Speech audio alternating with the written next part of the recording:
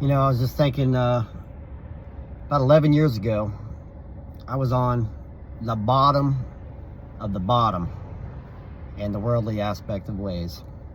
And I started Kennedy's Welding basically on a moped with a trailer I built for the back of it, and and a bicycle. You know, the one thing about me is I've never let anything stop me. Even when I was at my lowest, I've always found a way, and I always tried to do better. I lost my license for 11 years, and I made do with what I had, and I was grateful for that moped, and I was grateful for the bicycle. I was grateful for Rebecca for driving me around in the PT Cruiser with tools in the back, with Nevaeh in my arm and in her arm, you know? All these things.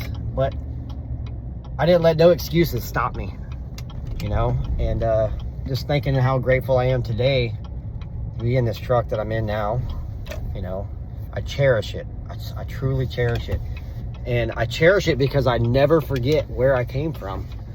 I always have that in the back of my mind of where I came from and where I was even a year and a half ago, where I was mentally, you know.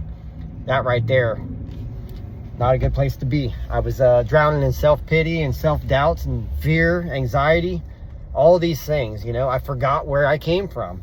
And there's always someone willing to give up everything they got to be where you're at today.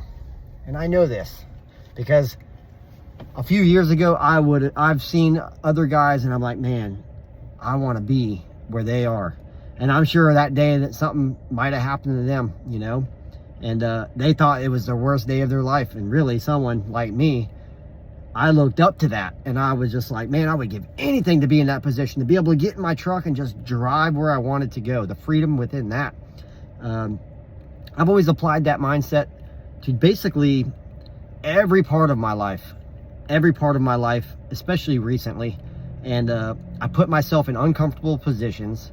I didn't feel like doing it. I didn't want to do it, but it builds discipline. I know how to do all this. I've watched other people, you know, I learned from other people. I used to learn a lot of things from walking it myself, but now I'm stepping back and I'm like, I'm looking at the big picture here, putting 2 and 2 together, that equals 4. I'm going to go towards that direction. You know what I mean?